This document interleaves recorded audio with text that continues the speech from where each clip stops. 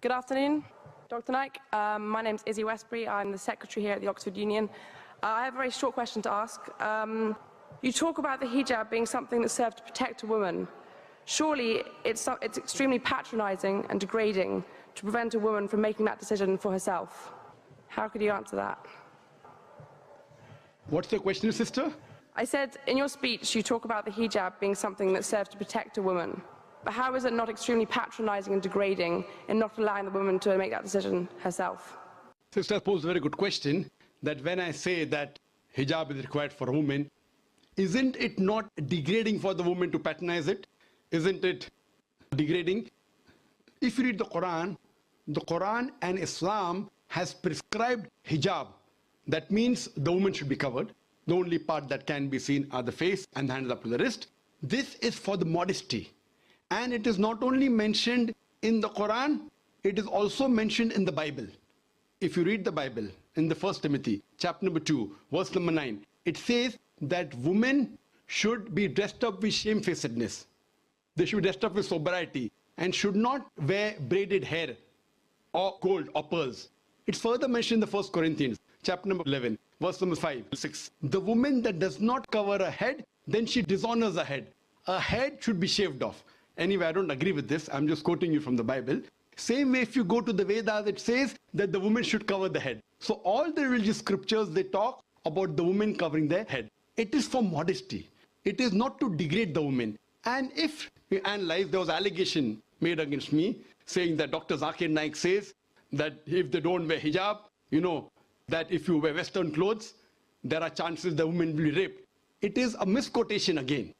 What I said, that if women wear revealing clothes, they have more chances of being raped. What I was doing, the same newspaper, Sunday Times, which spoke against me 1 year before, on the March of 9th, 2009, Sunday Times carried an article. In Britain, 1 out of 7 feel that the women who wear sexy revealing clothes, she should be hit. I'm sorry, I don't agree with it. This is the statistics that was given in the Sunday Times on the 9th of March 2009, that in Britain, 1 out of 7 Britishers believe that the women who wear revealing and sexy clothes should be hit. I disagree with this. Furthermore, one more article came in 2005 in the same newspaper, Sunday Times. It said that 26% of the Britishers, they feel that wearing revealing clothes is partially or totally responsible for the rape. So what I say, that the more modestly you are dressed up, you are respected more. So Islam has prescribed the modest hijab for the woman, not to degrade her but to uplift her. I do agree there may be cultural differences. Islam cannot force anyone to adopt it. There are cultural differences. For example, I'll give you an example. That some societies, what they feel, that even looking at a woman is immodest. Some societies feel looking is no problem, but touching a woman is immodest.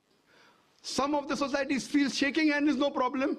Some societies feel kissing no problem. Some societies feel doing anything as long as both agree is no problem.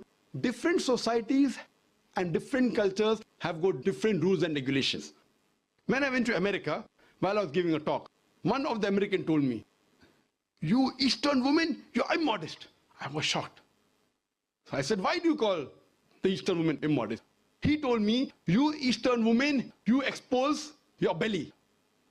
So in America and Western country, exposing belly is immodesty. In India, exposing belly is not immodesty, wearing shorts is immodesty. So what I've realized, sister, there's different culture, there's different system.